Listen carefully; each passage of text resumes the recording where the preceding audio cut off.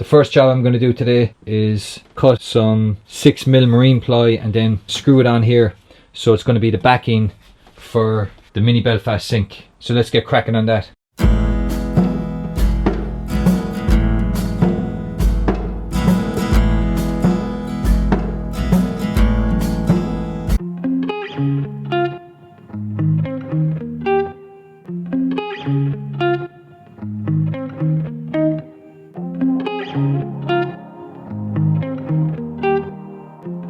The next step is to put a shelf in to support the water filter tank. How I'm going to do that is I'm going to put in some beams to actually hold the shelf. So I'm going to put a beam from the front leg here to the back leg at the back, and that's going to be 20 inches high. And then I'm going to run a beam from this leg at the back to this leg at the back, the one that's resting on top of the wheel well, and that's also going to be 20 inches high. And the reason it's 20 inches high is because it has to be higher than this container, 20 litre water container. And then that means, and then what I'll do is I'll also run a beam this leg back to the cross beam that's going, so then when I put in the shelf, that I have all these beams in place, that the shelf will actually rest on top of the beams. That will just give that extra bit of support to the shelf. So that's what I'm going to do next.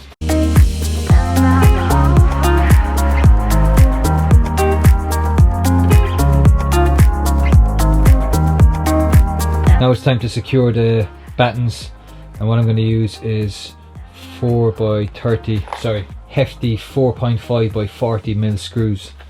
And that will give it plenty of support. And I'm also going to use some wood glue.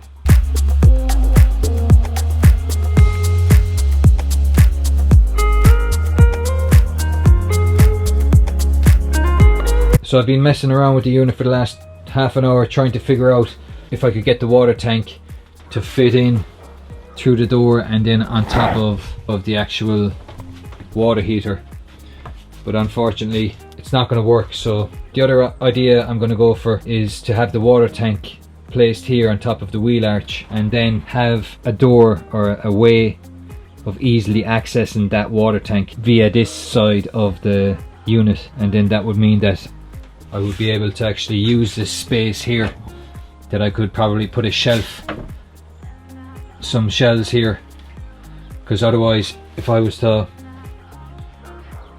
use this front door to try and gain access to be able to take it in and out, that means that I would have to leave all this area clear of any additional wood or any drawers or any presses, because if I put any wood, if I attach any wood to any area here, that means that this just won't be able to get in via this side, via the front here. So I was thinking the best option is to put it there on top of the wheel arch and have the access point in from the side here. So if I ever need to get into the tank to take it out or whatever, I can get in from the side. So that's what I'm going to do. And now that I've cut this and gone to the effort of making this little square, I'm actually going to go back to the original way I had it. So anyway, that's the trials and tribulations of trying to work around all this. I now have one drawer completed. I've also got the drawer slides, drawer runners. There you go.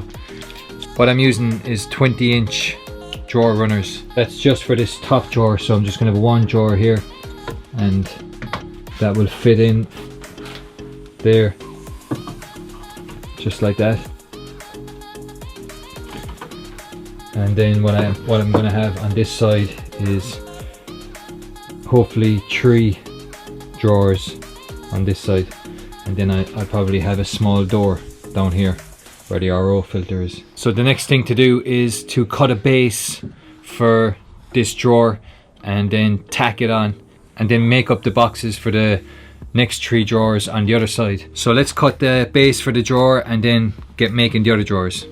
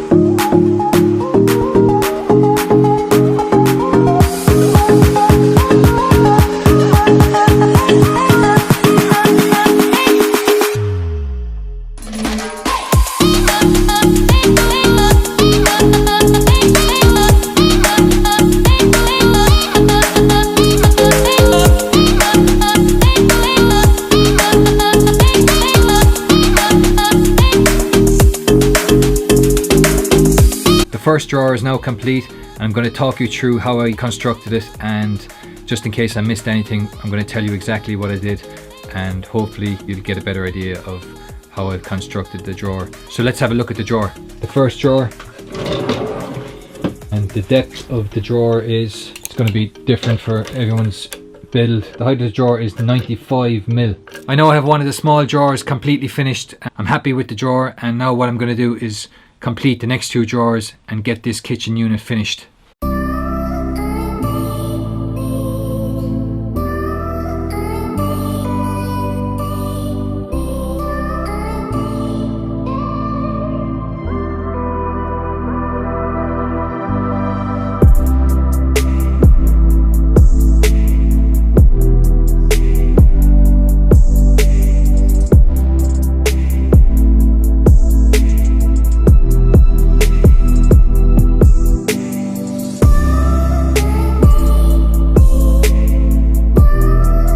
So this is the drawer. It's just a small handy little drawer. I've got to support this drawer. So what I'll do is I'll put a batten underneath it from this rail, because right now this rail is only being supported into the side here of this unit. So I'm happy with that drawer and how it's fitting and how it looks. So what I'm going to do is complete the next 2 drawers and get this unit finished. So let's go. The next step with the install of the kitchen unit is to do the frames for the drawers and also the doors. So I've got 4 drawers, 1, 2, 3, 4, and I've got 4 doors, 1, 2, 3, 4. The doors for the kitchen sink are now almost complete. I've got the drawers installed and the doors cut. How I made the doors and the drawers was I used some leftover cladding that I had. The reason I decided to use the cladding was, well, number one, because I had some extra pieces of it left over that I wanted to use, and number 2, it's extremely lightweight. I thought rather than trying to make up doors out of 2x1 and then some plywood, I decided why not to use these. It gives it a nice finish, and I just have to stain and they'll be good to go. Again, I'm using the walnut stain varnish that I've been using throughout the van build to stain the doors. I think it gives it a really nice finish, the contrast of the white and the walnut. And I use these farmhouse hinges along with the farmhouse handle for the drawers. So let's get cracking on this drawer here, and I will show you exactly how I made the front for the drawer, and then we'll move on to the last door. So let's give that a go.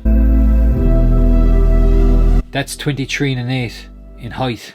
So what I'm going to do is I'm going to cut 1, then I'll bring it in, make sure it fits, and then cut 3 more, stick them together, place it up against the outside, and then from the inside I scribe the exact width of the door, so then it will fit into it. So let's give that a go.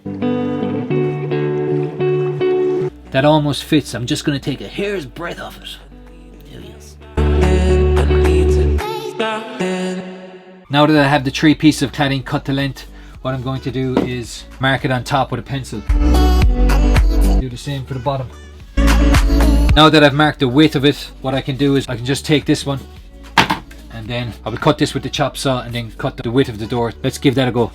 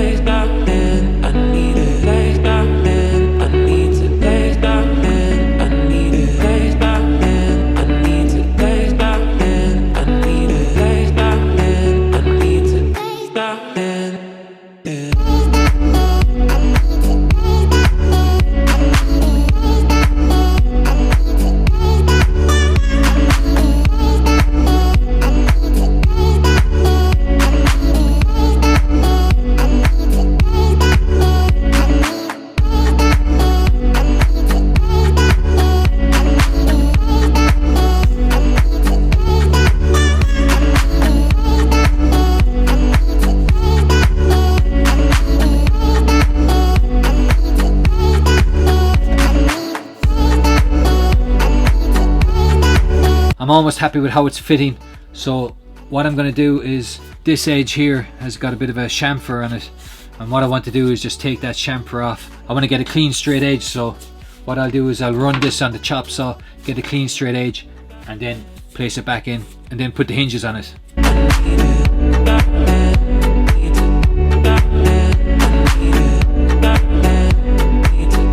While the glue on the door is drying, I'm going to start finishing the drawer front.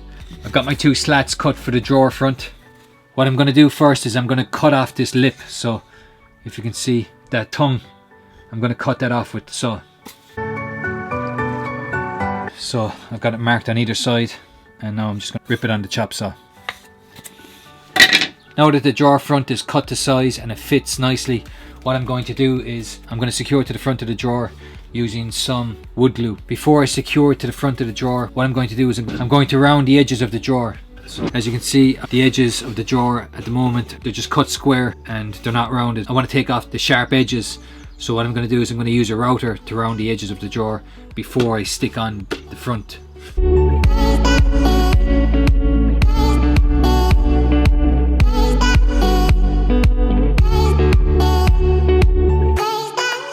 So now that I have the front of the drawer covered with glue, I'm going to slot the face of the drawer onto the drawer front.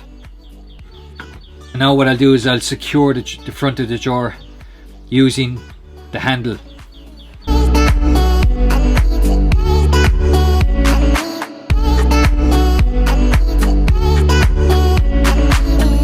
That's now the drawer front held in place with the handle. So what I'm going to do is I'm going to use some masking tape just to hold in this bottom piece, because at the moment it's only slotted in to the tongue and groove.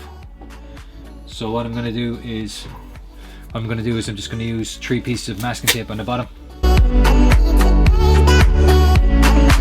So now I'm going to do the same on the top. I'm going to put some masking tape on the top, just so I'm making sure that it's not going to bow out. At the moment it's being held in the center by the handle. The glue needs to be pressed in on both ends. So that's how I've constructed the drawer fronts. It's a very easy, simple way to get nice drawer fronts that actually sit into the frame and that don't weigh a lot, and it's very, very light and it's easy to stain.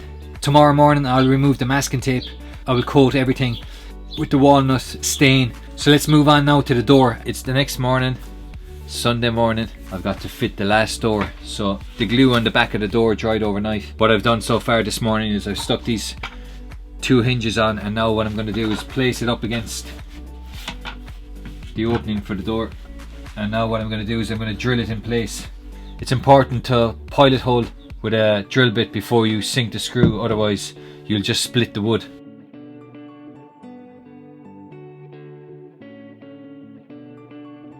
The top of the door is a bit tight, so what I'm going to do, I'm going to run the chop saw along the top and take a fraction off the top, and then that should fit in nicely. So let's give that a go. So let's try this again to see if it fits.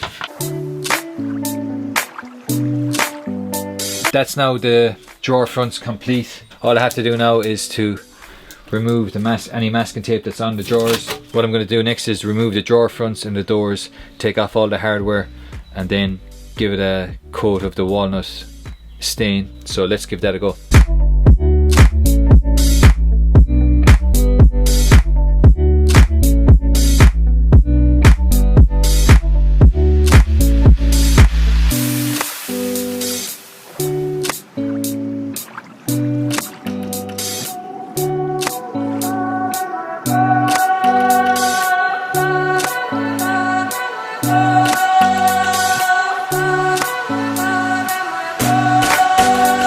That's the end of this episode. I hope you've enjoyed it and it gives you some tips and ideas for your own van build. If you haven't done so already, please do subscribe to the channel. Also, leave a comment in the comment section below this video and let me know what other kind of videos you'd like to see in this van build. If you enjoyed the video, please do give it a like and click the notification bell icon, and you'll be notified for future videos in the van build series. Again, thanks a million for watching, and I will see you on the next one. Bye.